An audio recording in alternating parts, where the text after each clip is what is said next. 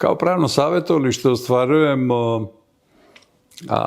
i posebnu saradnju sa odgovarajućim institucijama koje se bave rešavanjem prava i problema osoba sa invaliditetom. Iako je ceo proces vrlo poverljiv i diskretan, mi vodimo za interne potrebe i za interne okvire analizu svakog slučaja, sačinjavamo odgovarajuće mesečne izveštaje, imamo posebne evidencije i obrade predmeta na način kako smo to ustanovili da je najpraktičnije i najkorisnije, a u interesu osoba sa invaliditetom. Obaveštavamo odgovarajuće institucije sa kojima sarađujemo o našem radu, sačinjavamo, rekao sam, izveštaje koji mogu biti i mesečni, i periodični, i godišnji u tom nivou. I ono što je važno je da je diskrecija potpuno zagarantovana svakom od učesnika i ono što je važno također reći je da obavljamo ceo taj posao vrlo profesionalno, korektno, što podrazumeva sledeće. Podrazumeva da većinu samog dela posla možemo da obavimo u okviru udruženja, ali ostvarujemo i eksternu saradnju sa advokatima, pravnicima, stručnim službama, institucijama i svim onim licima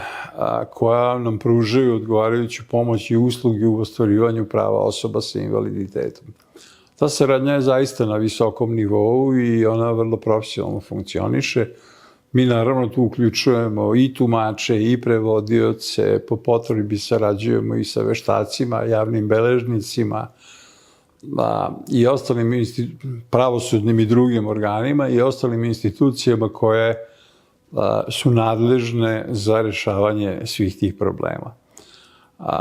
Rekao sam već da su sve usluge kompletno besplatne, dakle u tom smislu to je jedna značajna olakšica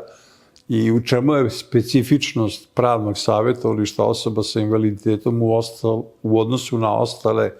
besplatne ili druge stručne pravne pomoći. Razlika je u tome što mi priču dobro poznajemo i imamo višegodišnje iskustvo u radu i u saradnji sa osobama sa invaliditetom, čiji su problemi ipak specifični. Dakle, besplatna pravna pomoć za sva ostala lica je univerzalna i posvećena praktično svim onim koji nemaju ove specifičnosti koje imaju osobe sa invaliditetom, a to je i taj deo koji se odnosi na tumače, na komunikaciju, na poznavanje samih problema i zahteva osoba sa invaliditetom bez obzira šta je u pitanju. Naravno, to se svodi i na one druge praktične aspekte oko obezbeđivanja pomoći za nabavku i ostvarivanje prava na lekove sa pozitivne liste lekova, na druge subvencije i olakšice koja osobe sa invaliditetom mogu i treba da ostvare. I to je jedan značajan segment koji nas razlikuje u odnosu na sve ostalo. Konstatovali smo da to nije nešto što nema stvarno uporište u cijeloj toj varijanti, jer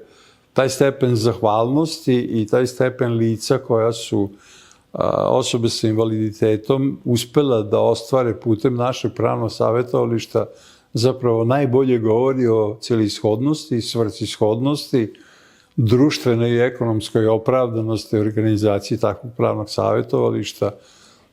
koje je zapravo posvećeno isključivo osobama sa invaliditetom i ostvarivanju svih njihovih prava, potreba, interesa i svega ostalog što ne mogu redovnim putem bez, nažalost, dovoljno sredstava da ostvare.